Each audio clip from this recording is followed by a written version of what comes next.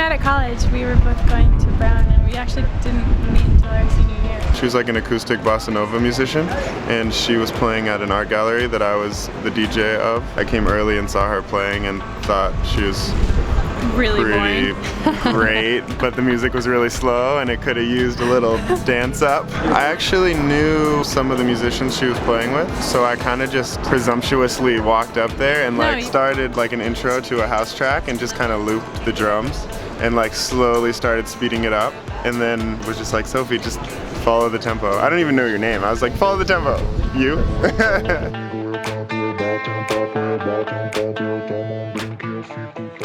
I remember just being like, hey, like, why don't you just come over and like make a song? So we started working together the next day, and basically since that moment we just continued to work together.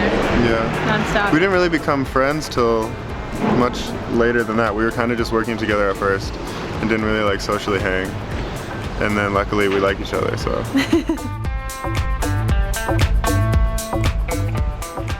I had a fellowship to go to Brazil and just continue to learn the language and play with the musicians that I knew down there. Tucker called me up. I was like, you're not doing it.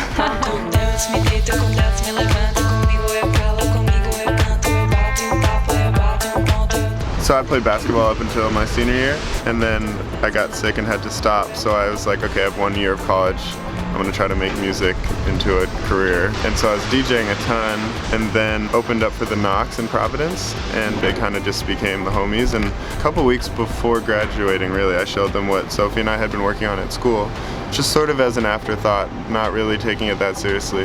And they were like, yo, you should pursue this is cool. And I was like, what? Okay, that was enough for me. So I called Sophie and I was like, let's go for it. But we weren't gonna take any, sign from the universe that we should do it. All we needed just wanted to. was B-Rock from the Knox to say, hey, this is cool, you should pursue this. Come work out of our studio when we're, not in it. And when that first summer we came right out of Brown, and like just at nights when the Knox weren't there, we'd just be there all night trying to figure out how to use the studio and stuff.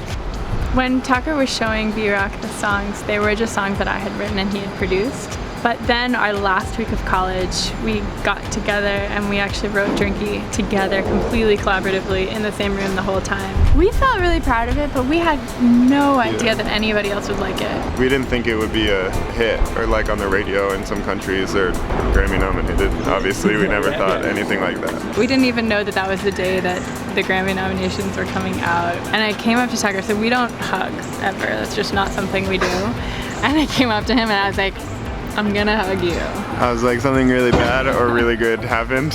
What is it? I didn't believe her at all. She's like, we got nominated. I was like, what are you talking about? That was like not even like on the radar of goals.